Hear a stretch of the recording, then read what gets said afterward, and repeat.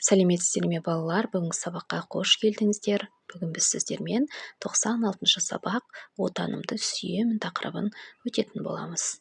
Бүгінгі бірінші тапсырма мақал-мәтелдерді түсініп оқы, пікір білдір.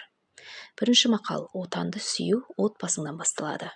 Елін сүйген ерлік істейді. Бұлбұл гүлзарын сүйеді, болар жігіт отанын сүйеді. Балалар, бұл мақал-мәтелдер бабадан қалған асыл сөз кітабынан алынған. Мұндағы мақал-мәтелдердің барлығы отан мен елге арналған, яғни отанды сүю ең бірінші өз отбасыңды жақсы көруден басталады. Егер еліңді сүйсең, онда ерлік жасай аласың. Екінші тапсырма: өлеңді түсініп оқы. 3 бақытым. Ең бірінші бақытым халқым менің, соған берем ойымның алтын кенін. Ол бар болса мен бармын, қор болмаймын, қымбатырақ алтыннан нарқым менің. Ал екінші бақытым тілім менің.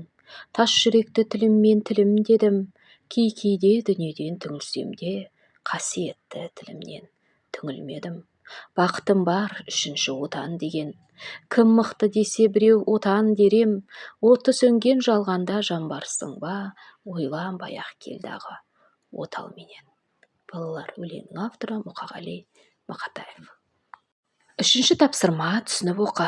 Өлеңнің авторы туралы әңгімеле. Мұқағали Мақатаев, ақын, аудармашы. Мұқағали Мақатаев 1931 жылы дүниеге келіп, 1976 жылы дүниеден озған. Алматы облысы Райымбек ауданы Қарасаз ауылында туған.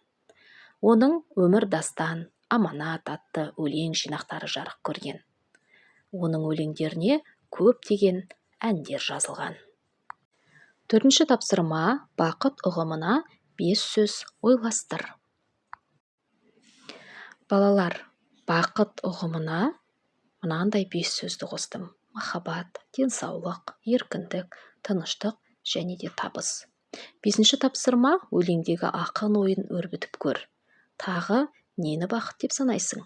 Балалар, анаң қасыңда болса, сол бақыт. Әкең қорғаның болса, сол бақыт. Бауырларың аман есен болса, осы бақыт. Жалпы отбасың бақытты болса, сол бақыт деп санаймын. 6-шы тапсырма: өлеңді жаттап ал. Осымен біздің бүгінгі сабағымыз аяқталды. Сау болыңыздар.